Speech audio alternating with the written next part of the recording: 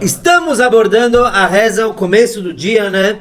E a minha intenção é que quem não faz essas bênçãos comece a fazer. 2 por semana, mais? É fácil. Na aula passada, vimos sobre a bênção que agradecemos pelo corpo, que ele está funcionando direitinho, Baruch Hashem, e vimos a bênção da alma, Elokai Neshama, agradecendo a alma que Deus sopra dentro de cada um de nós. Hoje, vamos ver as primeiras 2 bênçãos que saem de nós mesmos. A partir dessas bênçãos, a gente já falou do corpo, da alma, agora a gente vai falar do mundo. A gente começa de dentro para fora. Interessante que ele coloca o corpo antes da alma, porque o objetivo é o corpo, não é a alma. A alma vem para trabalhar com o corpo, certo? Então a gente saiu de dentro, agora a gente começa a perceber os arredores. Acordamos. Nós fazemos essa bênção em pé, depois já trocados, mas originalmente se fazia realmente na cama.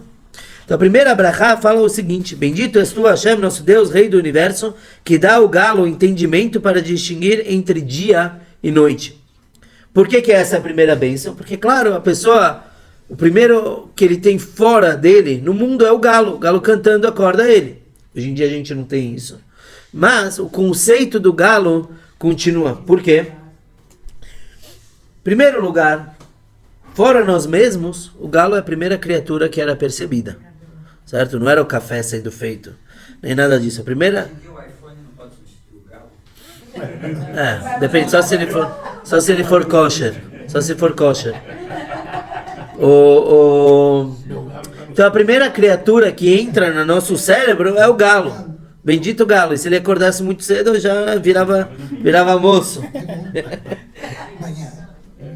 Mas por que a gente fala do galo? Fora isso de a gente perceber, é porque, na verdade, o homem também é um galo. O que quer dizer isso? Quando falava, por exemplo, do amanhecer no templo, falava até o Kriyat Gever, o chamado do Gever. O que é Gever? Pessoa, homem. E Gever também é galo. O galo, ele é chamado, Servi também se refere ao homem, e Servi, como ele é chamado aqui, não é comum chamar um galo de Servi, mas aqui ele chama porque também é o coração. E aí a gente agradece que Baruch Hashem, o galo, sabe diferenciar entre noite e dia. Claro que não é apenas uma brachá para se agradecer pelo galo, mas sim para agradecer cada um de nós. A gente pede para Hashem e agradece o entendimento que nós temos entre noite e dia, sendo que noite representa a escuridão, o mal, e dia representa o bem. Ah, mas não é fácil diferenciar? É fácil? Claro que não. A gente tem na Torá uma parashá que diz que Deus fala: olha, eu coloquei na tua frente a vida e o bem e a morte e o mal. Por favor, escolha a vida. Quem não vai escolher a vida? Todo mundo escolhe. Não é verdade. Se a gente percebe que muitas das nossas ações são morte, porque haverá um pecado, traz a morte para o mundo, e ainda assim as pessoas nem sempre se refreiam de pecar. Pergunta para um fumante: quão ruim é fumar? Horrível. Ele sabe que faz mal. Ele fuma. Aí você pega esse passuco, esse versículo da Torá, vai escolher a vida. Claramente você vê alguém que está escolhendo tzures. Então, quando a gente fala do galo, ai que legal diferenciar bem e mal. É porque não é fácil. Nem sempre é fácil. Ainda mais com fake news. Rabino, agora que nós sabemos se for um cigarro, nitidamente que faz mal e que pode causar câncer, normalmente até causa, enfim. Pode se constituir uma haverá fumar? Sim. Sim? Sim. Uma pessoa não pode fazer mal para si mesma. O que existem, tem alguns rabinos que dão permissão para alguém fumar, que fumou a vida toda. Por quê? Porque para algumas pessoas parar de fumar é prejudicial. Quer dizer, o corpo está acostumado. Porque eu creio então que para pessoas jovens não vai ter essa. Não, é proibido. É que nem a pessoa andar sem capacete de moto. Pela Halachá é proibido. Tudo bem?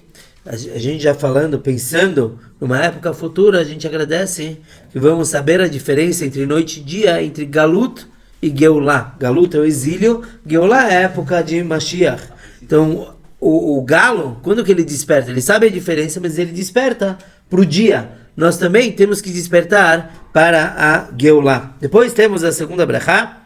Bendito és tu. Tá, eu escutei o galo. Qual é a primeira coisa que eu faço? Abrir o olho. Então a gente agradece, bendito és tu, Hashem, nosso Deus, Rei do Universo, que abre os olhos dos cegos.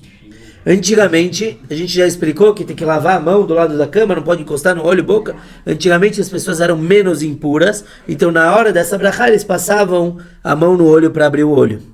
Eles abriam os olhos. E o que a gente agradece aqui? Primeiro, a visão.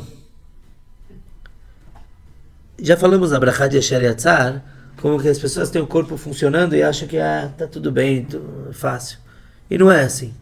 O olho é uma máquina maravilhosa. Acho que o Dr. Renato podia até palestrar pra gente sobre o olho, né? Marido da Natália Oftalmo.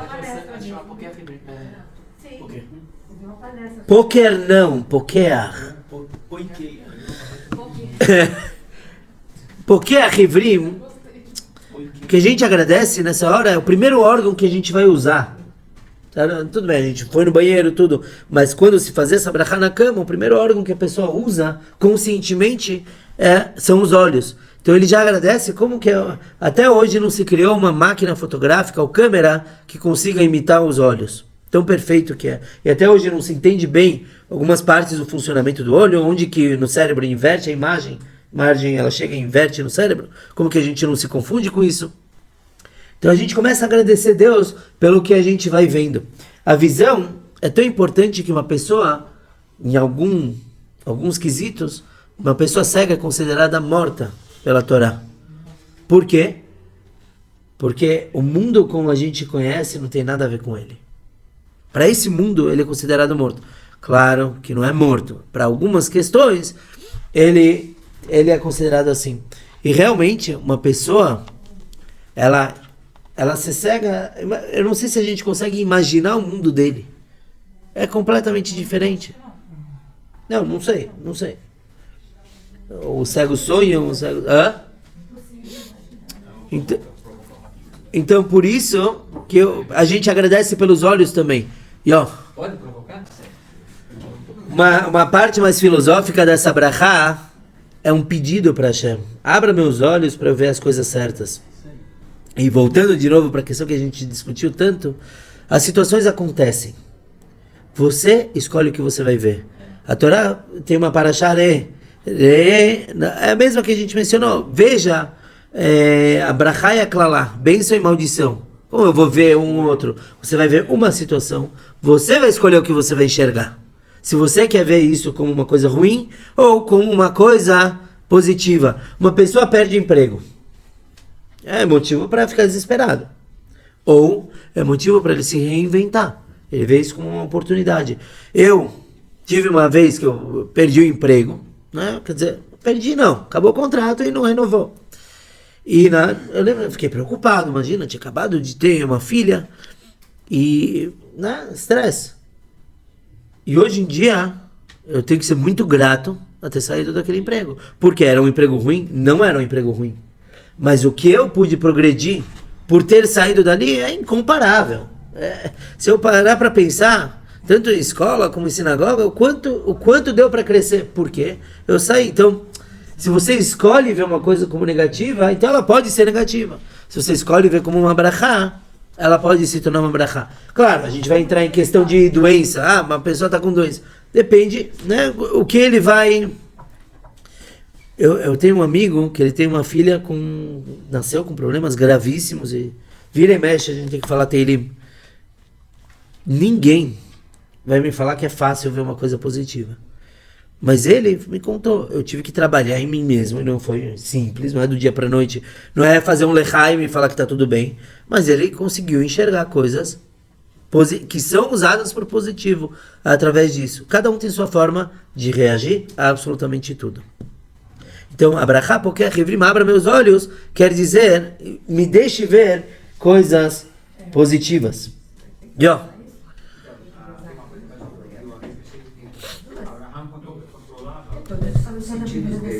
então está escrito, Abraham abriu seus olhos, Abraham uma bela paisagem. Quer dizer, conseguia ver aquilo, abrir os olhos para ver o que ele queria ver. Sim, ele escolhia o que ele queria enxergar.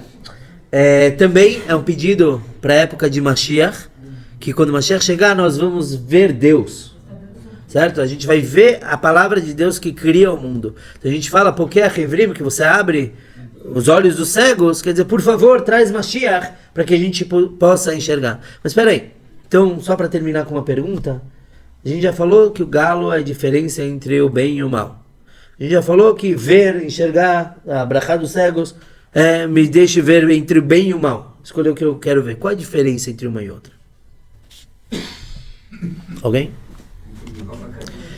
Primeira brachá, a gente explicou que o galo ele diferencia entre noite e dia, então que me faça eu ver o dia, as coisas positivas. E aqui,